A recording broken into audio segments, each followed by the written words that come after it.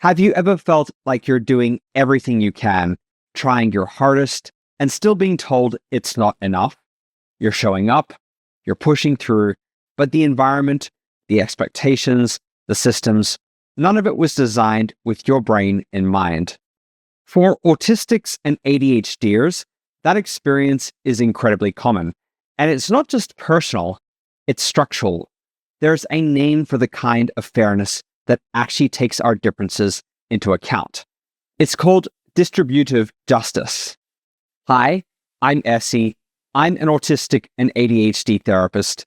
And in this video, we're going to talk about what this means, not as an abstract idea, but as something that could change how we think about access, opportunity, and inclusion for neurodivergence. Distributive justice is the idea that fairness isn't about giving everyone the same thing. It's about giving people what they actually need to have a fair chance. It comes from disability justice and social ethics, and it challenges the assumption that treating everyone equally is automatically fair. Think of it like this. If one person needs glasses to see clearly, giving everyone the same prescription doesn't help. It might even hurt. Real fairness means recognizing that people have different baselines, different barriers, and different ways of navigating the world. Distributive justice says, let's build systems that reflect those differences. Let's ask what support really looks like when your brain works differently, and then offer it without shame, delay, or punishment. Let's start with the basics. Equality means everyone gets the same thing. Sounds fair, right? But here's the catch. Not everyone starts from the same place. Let's say you give everyone a bike, but one person has long legs, another is 4 feet tall, and someone else uses a wheelchair. Same bike, unequal access. Distributive justice is about equity, matching support to need. It asks, what does each person require to participate fully, safely, and meaningfully? For example, giving someone extra time on a test might look like lowering standards from the outside, but it's really about removing an arbitrary barrier. For neurodivergence, that might mean sensory-friendly spaces, flexible deadlines, alternative communication methods.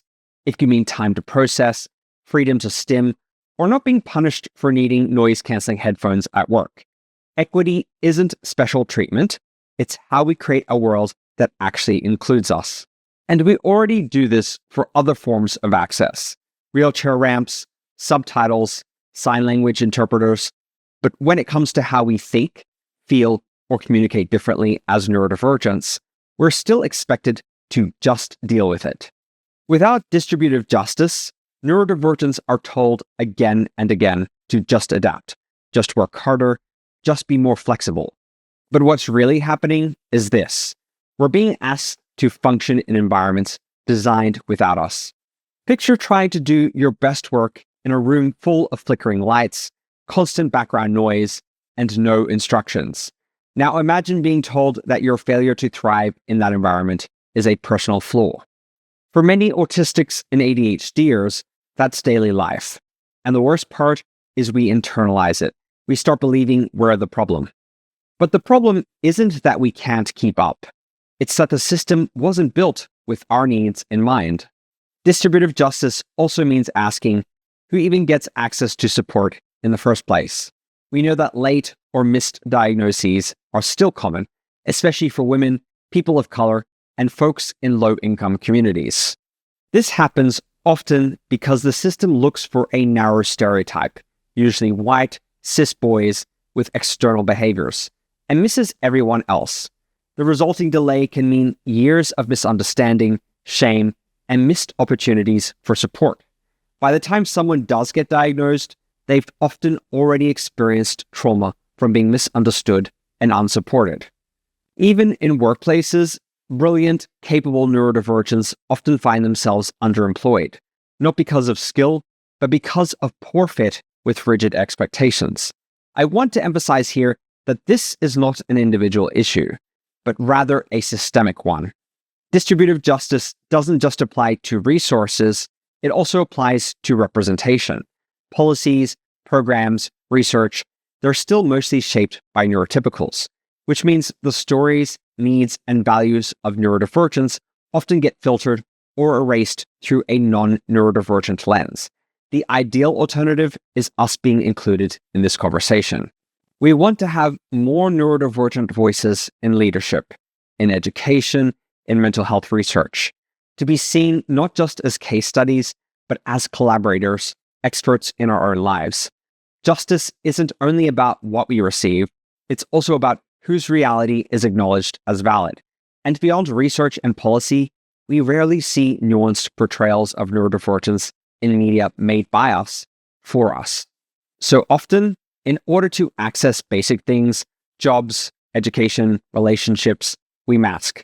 We perform neurotypical behavior, we suppress our stims, force eye contact, memorize social scripts. We try to pass. That labor is invisible to most people, but it comes at a cost. Burnout, anxiety, identity confusion, a loss of self. Distributive justice asks, if someone has to hide who they are in order to survive a space, is that space actually inclusive? It's less a question about what's offered and more about what's quietly demanded in return. We've talked about masking as a survival strategy, and that's where the psychological toll starts to show up.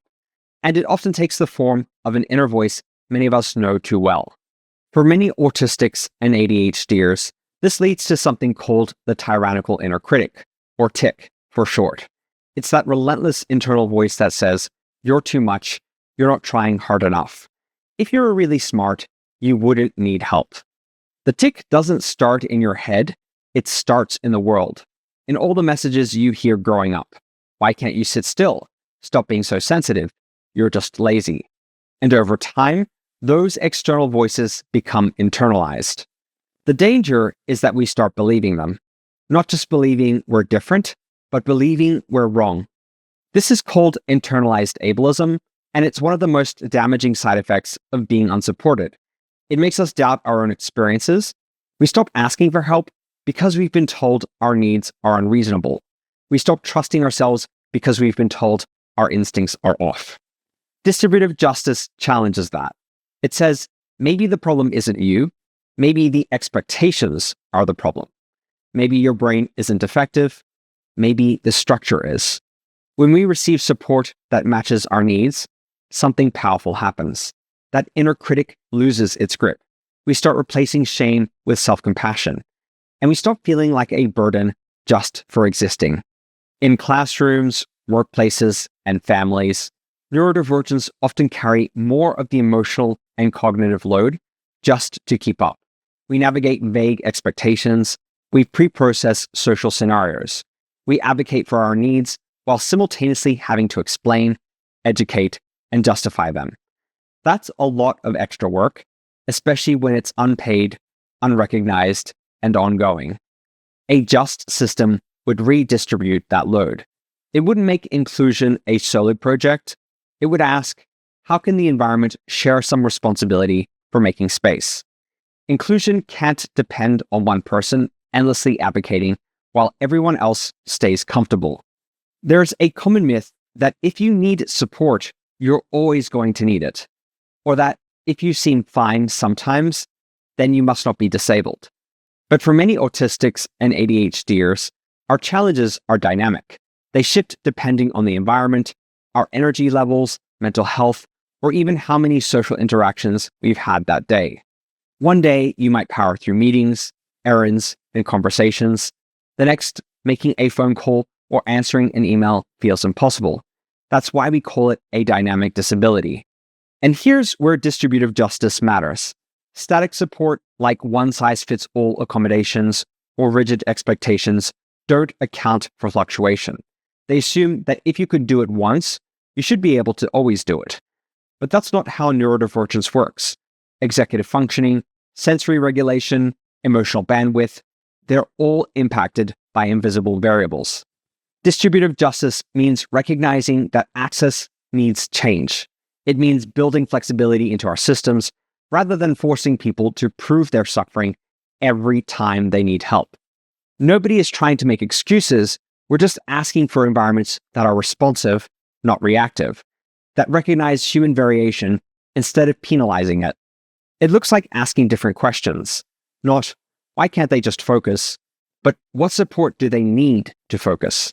Not why do they need more time, but how does the timeline we set reflect neurotypical bias? Not why do they get special treatment, but what assumptions are we making about what's normal? Distributive justice is about designing systems that recognize difference rather than punishing it. It's about building accessibility in from the start, not retrofitting it when someone breaks down. We've spent a lot of time talking about what doesn't work, about the weight neurodivergents carry just to survive in systems not built for us. But let's talk about what happens when those systems change. When classrooms offer movement breaks and multiple modes of participation, ADHDers who once felt disruptive start to shine. When meetings include written agendas, asynchronous input, and low sensory spaces, autistics who felt sidelined become confident contributors. When workplaces value output over eye contact, when support is built in, not begged for, we don't just survive, we thrive. Because the truth is, we've already built incredible strategies. We found ways to self-regulate, to abdicate, to decode environments not made for us. That's resilience, but it shouldn't be required just to get through the day. Thriving means more than coping. It means creativity, fulfillment, joy. It means neurodivergents no longer have to work twice as hard to earn half the space. Distributive justice makes that shift possible. It says we shouldn't have to prove our pain to receive support. We deserve dignity before the crisis. So yes, we still need tools, things like sensory kits and supportive community spaces, but most of all, we need systems that meet us halfway, that stop asking us to bend ourselves out of shape just to belong. Thriving isn't a luxury. For neurodivergence, it's a justice issue. If you found this video helpful, please like it, subscribe to my channel, and share it with anyone you think might benefit from my content. Thank you for watching, and I'll see you in the next video. Bye for now.